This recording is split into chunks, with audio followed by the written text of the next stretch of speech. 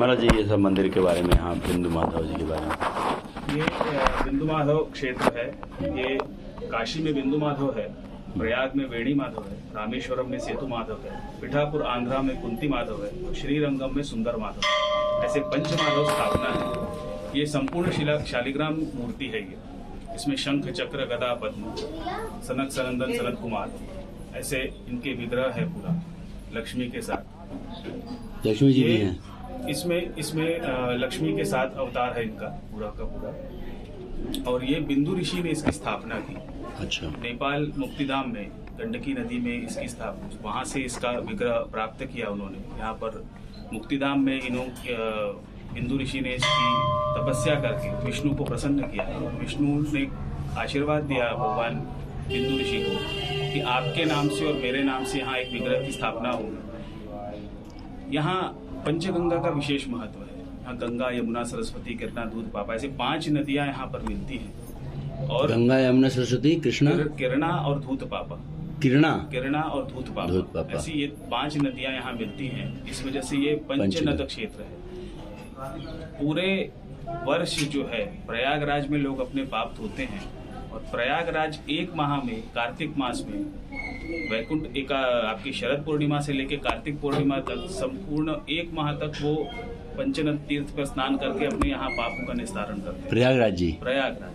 तो ये एक माह कार्तिक मास में बिंदु माधव का बहुत विशेष महत्व है। नीचे पंचगंगा का स्थान और बिंदु माधव का विशेष महत्व है। तो कार्तिक मास में 4 आरतियां होती हैं इनकी। सुबह से काकड़ा आरती होती है जिसको मंगल आरती बोलते हैं। क्योंकि ये महाराष्ट्रीयन पद्धति से इसको संरक्षित किया गया है, क्योंकि हम लोग शिवाजी के काल से यहाँ पर हैं। शिवाजी के यहाँ हम लोग सिपे सालार थे। चूंकि ब्राह्मणों को राज्य का अधिकार नहीं होता, इसलिए उन्होंने यहाँ लाया। हम लोग उनके साथ उस समय उनको मलखम्ब और उसकी सारी चीज़ों की शिक्षा देना, तो ये सारा कार्य हमारे परिवार वहाँ किया करता था। हम लोग पटवर्धन है, हम लोग सांगली से आए वहाँ से। अच्छा। अभी हमारी 7वीं पीढ़ी है यहाँ पर, इस मंदिर का संरक्षण कर रही है।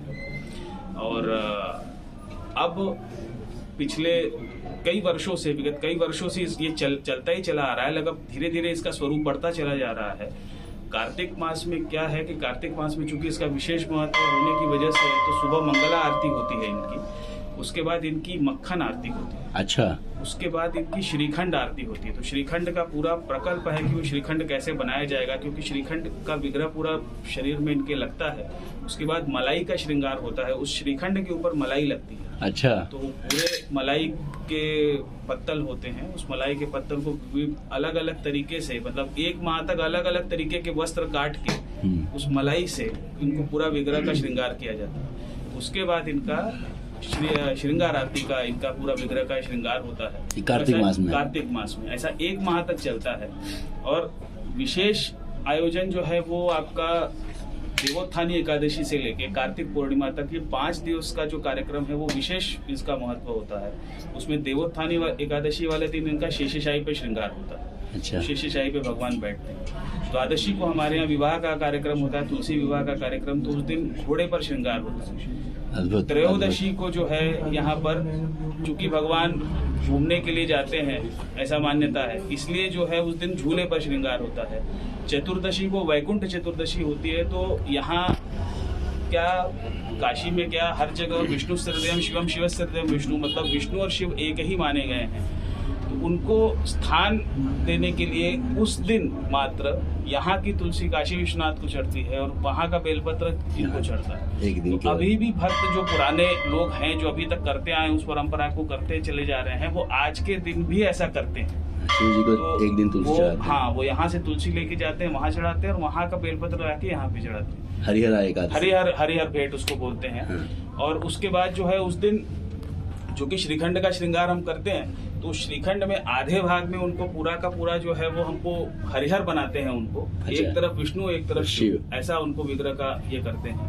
उसके बाद पूर्णिमा को 5वें दिन जो है वो आपका पंचामृत स्नान होता है। वो सभी के लिए होता है, सारे लोग उस दिन पंचामृत स्नान करते हैं। तो इस तरीके से होता है। और उस दिन एक दिन जो है पूरे, चूंकि ये क्षेत्रपाल देवता है बिंदु माधव, इस काशी क्षेत्र के क्षेत्रपाल देवता है, तो इस वजह से उस दिन पूरा झांकी इनकी निकलती है, पूरा प्रोसेशन होता है। तो काफी लोग उसमें जुड़ते हैं। और फिर समापन होता है। बहुत सुंदर, अद्भुत तो ज्ञान दिया ये महाराज जी ये आपने। है इसका पूरा।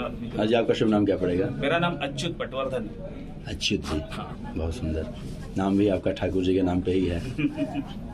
बड़ा अच्छा लगा। जय जय हर हर महादेव।